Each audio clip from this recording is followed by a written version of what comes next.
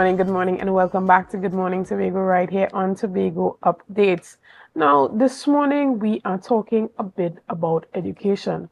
Now, it seems that school repairs has plagued Trinidad and Tobago for a long, long time, both on a national and even a local level here in Tobago. On a national level, we heard just a few days ago the Minister for Education, Dr. Nian Gaspridoli, saying that there simply isn't enough money to repair all schools, and during the summer vacation they had to prioritize which schools they could fix, leaving a number of schools out in the cold. In Tobago, we have had our own issues here, and this morning, as we talk about what that return to school has looked like, I have the privilege of sitting in studio with the Tutor Tobago President, Mr. Braden Roberts. Good morning and welcome. Good morning, it's Tobago officer. We have one president in our Right, association. Yes, yeah. Tobago officer.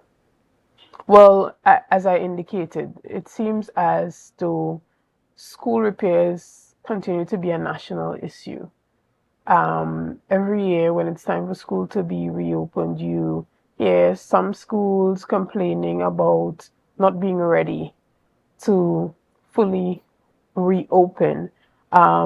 As I indicated in my preamble, there was extensive conversations happening at the ministerial level with the Minister for Education indicating that resources are simply just enough. And if we're having these resource challenges at a national level, we can only imagine what is happening at the level of the THA.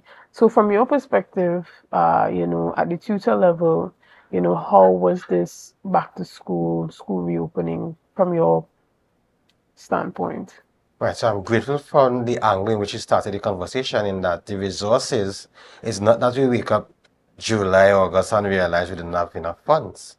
So by the time the financial year begins, you should start getting an insight as to what kind of feedback we got from the last repair program, what kind of budget we really need for the upcoming July, August. So you have from September all the way to the next July, August. So the submission of lack of funds, it's not that it should be a surprise. So you need to know what to prioritize. We see things happening in both Trinidad and Tobago where we are wondering where the priority is. There are some unnecessary money being spent in various other spaces. And for me, education is the backbone. Education is the purpose of education is to provide fitting citizens for our country. And it then says that the society is a reflection of our education system. And we having the rise in crime, we having the high levels of the corruption and all these things which does not reflect well on education. So to say that September morning we didn't have money is unacceptable. We need, I know that the THA been advocating for funds, and we've been having the dialogue with central government offering and so on, but when you're in power, when you're in the position, your duty is to find a way. And I just want to comment on the highly irresponsible statement of the minister. It is what it is never a statement just come out of a leader's mouth.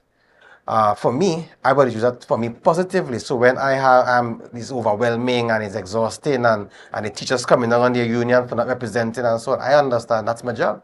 It is what it is, applies there. But you don't tell the people you're providing a service to, it is what it is. That is highly unacceptable. So I know that the resource issues have been that submission for several years, but when you're in the leadership position, you need to know how you prioritize and how you prepare, and you have a budget that is done September. You have several months before July, August to put things in place, and that's not the excuse that we're going to be accepting. Right, and as you indicated, the minister indeed did say that it is what it is and she can only do what she can do. She also indicated that it is not that they do not want to fix all the schools, but the resources just are not available. In quoting the figure, she indicated that for the financial year, they have a allocation of or a budget of, I believe, $5 billion. Let me just get it fit. Yes, she indicated they have she explained that of the $5 billion, $3 billion was spent in salaries, while $3 billion is what is requested from all of the schools in total for the school repairs. So there there just isn't sufficient funds to go around for everyone. And as you indicated, it's not that when school closes is when they know, okay, next year we have that this is the amount of money that is usually needed. But that's an issue for them at the cabinet level to begin to reallocate funds from, as you say, some of the projects that are not as important to make sure that education is at the center of development, not just in Tobago, but on the national level, because what happens at the central government also sets the precedence for a lot of what we tend to experience here in Tobago, because it is reflected in what is allocated for the THA. Right. So, but while I hear that, and I would agree to a point that that is a significant issue. As I said before, when you're in leadership position is to find a solution. So we have submitted to the division, just as with the ministry. You see the Adopt a School program where you invite businesses to partner with schools. You would not be able to get businesses to just throw money at schools without understanding what the program of the school is, what particular project we're really working on to really enhance education. So if we have Scarborough Secondary School program being shown to businesses and see where these businesses can actually assist with the program of the school, you will likely get persons to invest in some of the things. So you know that Right. the government would not be able to carry education on its own. But I would think that you're a part of the management board for the Division of Education, because I believe that tomorrow at the Magdalena Grand Hotel, that's exactly what they're doing. The secretary was here just a few days ago indicating that they have a charity event tomorrow at Magdalena Grand Hotel, where they would be making presentations, just as you suggested, to businesses on the type of projects and proposals that are needed. Because as we can agree, the resources from a governmental level are just not enough. The private sector now has to step in and play a role in developing education. From your perspective, do you really think that this is something that the business community would be willing to get on board with? And what are some of your ideas for that? Well, my challenge with what is being said here is we're doing it back to front. We need to get the programs of the schools. I don't know what they're going to present to the business sector, but we need to get the programs of the schools. And I don't know that the programs of the schools will put together because we need that same thing for another project that we're working on. I don't know that we assessed the offerings of our secondary schools or primary schools to then have something presented. So I don't know if it's an initial meeting just to engage them and give them an idea as to what we're going to come with in the future. But it has to be done in a systematic way, where the businesses will know the project of each school. So I don't know that those projects for schools were packaged because we need it for something else and we don't have it there. And then you engage the business sector. So I'm grateful that there is the initial reaching out to the business sector, but it would need more than that because we want action and we don't want meetings.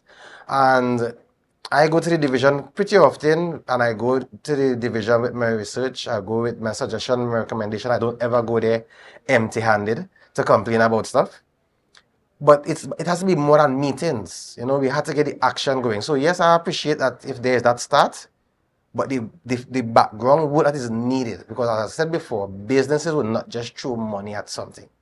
They need to understand what the project is, what the program is, and that's where you're going to get the buy. Okay, right.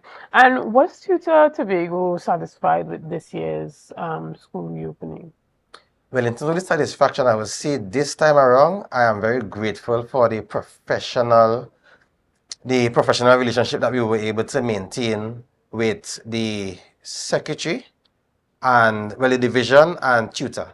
Normally around this time when there's the banter in the media and so on, well, I would have made it clear, even to the secretary, it's not my intention to have a banter and we talk strain back and forth. We need to have things resolved. So the professional relationship with the secretary and I would have been maintained. I'm pleased with that. I have been visiting the schools. I will share the information with the secretary. I will see where there's the response. There'll be the report where persons would have come into the school afterwards to try and attend to some of the issues. So I am pleased with that. The furniture shortage, though, is a significant one, and I'm hoping that all efforts are in the background to have it achieved or attained to be distributed to the schools as quickly as is possible, because I visited some of the schools, and I mean, there's some students standing up, there are some students sharing a chair, sharing a desk with someone else. We have to have the foresight, because some of the information was shared before. But as I say, once you have the professional relationship, there's hope for things to be resolved going forward. I mean, we are not as bad as it is in Trinidad, but I don't compare. We have a standard here that we need to continuously improve, and I have communicated that to the secretary. It's not that we, as an association, going to be comforted because some of the schools better off than the schools in Trinidad. There are some schools that we need to really have at a standard that is conducive to learning, and those information would have been shared with the secretary, who has been quite receptive to the feedback. All right, excellent. And when it comes to the well-being of teachers this time around, what are you hearing? Because I heard the secretary during our conversation harp on the fact that the well-being of teachers happen to be a key focus moving forward for this year. She even extended her office to have one-on-one meetings with those teachers. So tell us, from those conversations that tutor has been having with the teachers in regards to their well-being, what is happening there? Well, I've heard the offering of the secretary, and it's something that we would have to look at carefully. I know in the code of conduct, teachers are not to engage with politicians on their matters, as it can be seen as seeking favor. You go through the channel of your supervisor, the administrator, and so forth. However, if the secretary is extending her office, I trust that it will be done responsibly so as to not affect that aspect of the code of conduct. The issues are known, so I'm not certain if it is that tutor is not bringing the issue, so we need to have the office open to teachers to come. The issue of the increments and the gratuity, the same lack of funding is affecting that. So I don't know if the secretary wants to tell the teacher directly that they have no money. The other provisions, the condition of the schools, I would say, in terms of the furniture for teachers, some of the teachers buying their own stuff. Some of the teachers spending their own money with the resources for the school. So if you want to treat with the well-being of our teachers, make sure the primary schools get what they need to get on time, so that they don't have to be spending their own money to be buying stuff. The secondary schools, make sure the allocations are given to the schools on time, so that they have to spend their own money buying stuff. And all the outstanding funds that are owed to our teachers, that's the best way to say about their well-being, to pay them. Excellent. And the projects for the schools that are going to be presented tomorrow, would you be there at the event to represent tutor?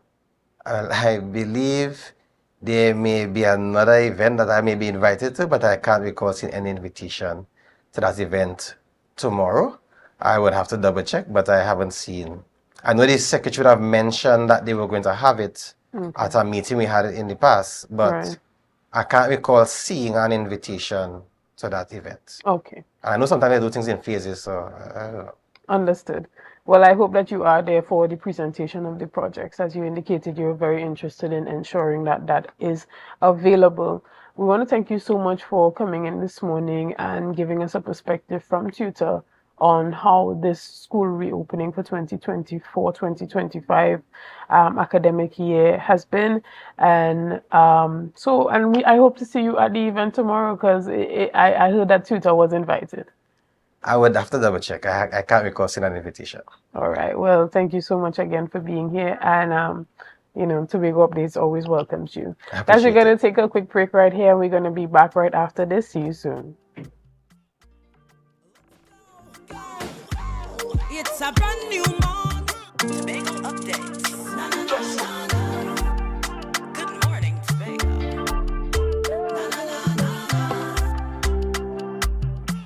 Good morning, and welcome back to Good Morning Tobago right here on Tobago Updates. We were just chatting with Braden Roberts, who is the tutor representative for Tobago. And this morning we continue our conversations by talking about all that's happening in regards to mega farming here on the island of Tobago.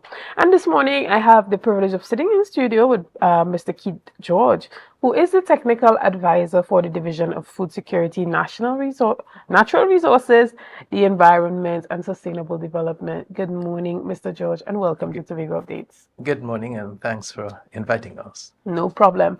Now, online, we have Dr. Paul Crooks, who is a veterinary officer at the Division of Food Security, Natural Resources, the Environment, and Sustainable Development. And this morning, we are talking about the Mega Farm Initiative and a small ruminant development project. Good morning, and welcome to you guys. Thank you. All Good right. morning. Thank you for having me. All right, Mr. George, first of all, tell us what the Mega Farm Initiative is and how Tobagonians can get involved with that, first of all. Okay, well, the mega farming initiative is aimed at expanding the local production of food on the island. And expansion is one part of the matrix.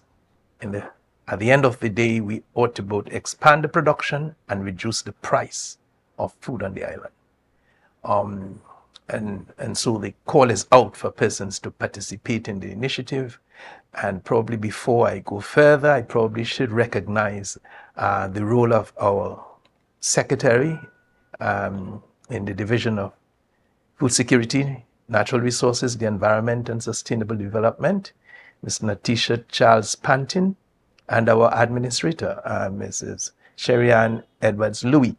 They are pretty much leading the charge in this regard, and they have embraced the concept for the development of the mega farming initiatives. Right. And who are the persons who can get involved in this mega farming initiative? Okay, well, Go ahead. I'll respond to that one. Two things. First of all, you can find the application form on the Division of Food Security's Facebook page. So please, if you are interested in mega farming, in any aspect of mega farming, visit our Facebook page, and there's a link to a Google form where you can enter all of your information. For persons who prefer to register in person, you can come down to the Milshire office, the division's office, or you can call 639-1966, extension 3551, or even email at tobagomegafarming@gmail.com to get onto us and follow up about how we can assist you, one.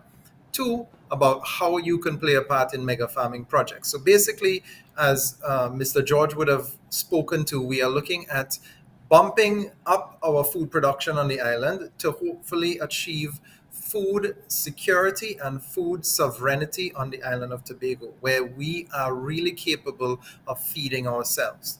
If we bump up food production, we increase supply. Increased supply meets demand, exceeds demand. We are looking at prices dropping. So we are ultimately trying to reduce prices and make food something that is widely available for every individual. We want every individual to have access to safe, nutritious, affordable food. So that's the point of the mega farming program. We have a small team of experts. The Mega Farming Development Program Committee is led by Mr. James Trotman, and then we have experts across the divide of livestock, crops, what have you. We are looking at building infrastructure. So to answer the question directly, we are primarily trying to work with persons who are already engaged in projects and may need or would like to partner with the division in executing those projects. We are looking at persons who are currently farming and producing to help them meet and exceed production targets.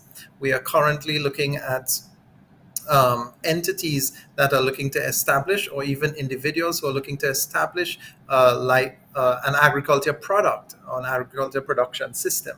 We will be doing value chain analysis, general selection of commodities, but we are looking at both livestock and crops. So basically, if you are engaged in agriculture or food production at any level, and you are interested in working together to try to achieve our target of increased food production on the island, and we're looking at a minimum of 100 acres of active food production.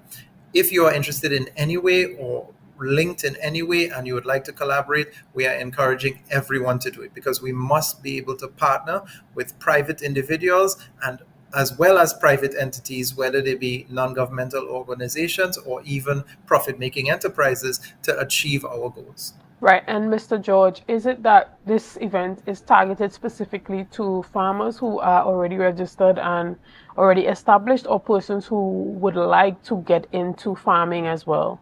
Well, it's a combination. It's a combination of offering. We have a particularly interest in our youth and women. And we have persons who are already engaged, as explained by Dr. Crooks, engaged in agriculture production, and we have processing as well, processing and marketing. So those persons will join the link wherever it is possible. But they need to open the conversation with the division through the contacts that Dr. Crooks would have provided. All right, excellent. And tell us about what the program looks like. So when an individual registers for the Mega Farming Initiative, they are then being trained by the committee. Tell us about what that training looks like, Dr. Crooks. Okay, well, it really depends on which aspects you're getting into. We are rolling out several different projects over the next year, over the next 2 years. So we will do analyze the forms that we receive, and we will do selection for people who are best suited to play roles in the different aspects of what it is we're trying to achieve. So ultimately, we are looking at persons who may be doing record keeping, persons who may be doing market analysis. So we are ultimately trying to work with everyone in this Mega Farming Initiative, regardless of what aspect they fall into. Right. And let's say, for instance, there's a consultant who wants to reach out to the division to help farmers move from just having their produce to actually, having that business aspect of it, the marketing, the adequate packaging and stuff like that. How can they get involved to possibly offer workshops and provide services to these farmers? Right. So it depends on the projects and the rollout. So once people apply for the mega farming in whatever aspect they apply, we will then select these persons to give the appropriate input when the time comes. So it depends on where the project is and what stage it's in. But we are looking at multiple projects across the island, even farmers who are currently in production, where we are looking at more efficient use of state lands, ensuring that there is accountability for the use of state lands. We are also looking at how can we assist farmers who are already producing. If you already have a space where you are doing livestock production, crop production, dairy production, how do we assist you to ensure that you can achieve and contribute to our food security and food sovereignty target? Whether that be a trainer, whether that be through training and education, but there are many, many aspects to mega farming. We are talking about establishment of standard operating procedures through the use of consultants. We are talking about education and training to ensure that targets are achieved and exceeded. We are talking about research and data collection, collaborations with the newly established Tobago Agricultural Research Institute, as well as universities in Trinidad, University of the West Indies, University of Trinidad and Tobago. So every aspect, it's a holistic plan where we look at every aspect of food security to ensure that for years to come, we will be able to have generations of farmers producing at a very high level and high standard. All right, excellent. And Mr. George, what I really wanted to find out from you is, a lot of times these things are happening, and farmers, not everyone is on social media. Not everyone is adept to the technology and has access to the information. So is there an effort to reach out to farmers who are already registered within the division to have them come on board and register as a part of the Mega Farming Initiative, so that at least we have a sure crop of, let's say, at least cohort of persons who are already registered farmers? Yes, we have that program exercise ongoing. We've had several consultations with the farming community. We do have a registration form that is out at the moment, specifically associated with this small ruminant project. And farmers can collect that form at any of our government stations, government agriculture stations. They complete the form and they could submit it to any of the stations, and it will get back to the coordinating committee. We have our extension officers who are in the field. Yes, we have to do some further briefing with them, and we have one person who is dedicated to meeting farmers at the moment, farmers and prospective farmers at the moment who are interested in coming on board with the mega farming project. And probably at this stage, I probably should interject, in terms of livestock, there are three critical economic products that we look at in livestock production. One is milk, the second one is meat, and of course the various types of meats from the different types of livestock. And the third one is eggs. Milk, meat, and eggs, regardless of the type of livestock that you're involved in. Those are the three economic products that we are looking at. And so we are encouraging those who want to participate to look, very specifically at which area they care to get involved in. We also have on the crop side, herbs and spices, the root crops, the fruits and that will provide our juices and so on, the vegetables that will provide our vegetable part of the diet.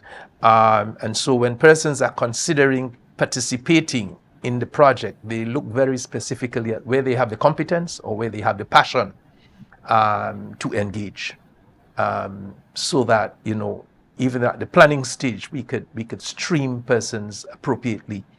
And Dr. Crooks did make mention of the question of research and the technology.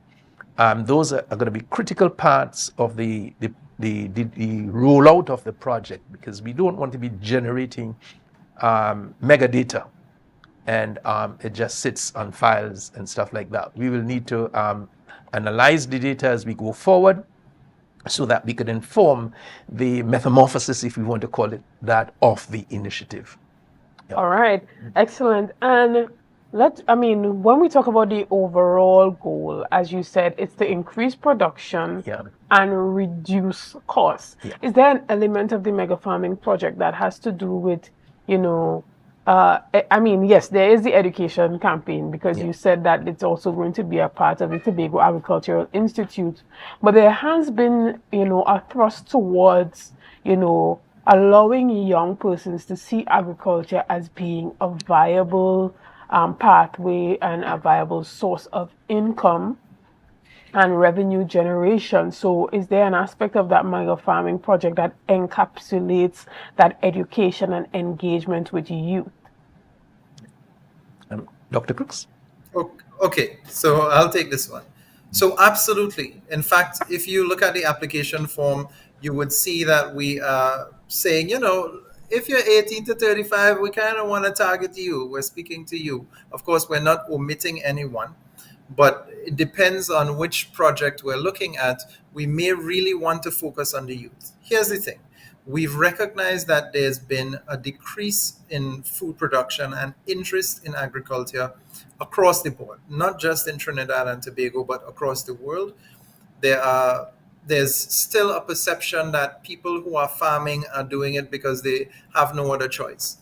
The truth is that farming, it could be and is a very lucrative business when done well. And there are many persons who are trained and capable of doing agriculture, food production well. However, they need the support to get to the point where they can realize that. We're looking at economies of scale. Is it a profitable thing to raise 10 sheep in their backyard? Are you capable of giving these animals the nutrients that they need to achieve their genetic potential in that backyard? Do you have the appropriate medical care for those animals? And if you lack those basic aspects for the care of the animals in your backyard, those animals may not make you the revenue that they should make you. And then if it's only 10 animals, you're talking about buying one bag of feed a week, maybe one bag a month. But if you can buy 10 bags, you can negotiate with the supplier and say, listen, I would like to get a discount. I'm a regular purchaser. I'm buying in big numbers. The larger you do a production system, the cheaper it becomes to run that system, and therefore the more profitable it becomes. So part of our mega farming aim is to push people towards recognition of farming as a viable business. Then you're going to see generationally that children will take an interest because they see that, well, mom and dad have been able to build this nice house or buy these nice cars or send me to university to pursue this agriculture and not just law and medicine and business as traditionally was done, but really agri-business, agri-entrepreneurship. I mean, we even have projects, which again, we will speak to projects as they are rolled out. The Small Ruminant Development Program or Development Project is just one of them. But we even have projects that will include tourism as an aspect and a very important aspect. So these are the kinds of things that we really want people to recognize, that agro-tourism, agro-entrepreneurship is not limited to just necessarily planting. And then in addition to that, there are so many ways now to make agriculture more efficient, that we make more efficient use of the land. We're talking things like vertical farming, hydroponics, that we end up using, in some cases, little to no soil and producing 10 times as much crops in a unit of space as we would have been able to produce via traditional means. So these are the kinds of technologies we hope to introduce. Excellent. We're going to take a quick break right here, and we'll be back right after this break. See you very soon. Person start a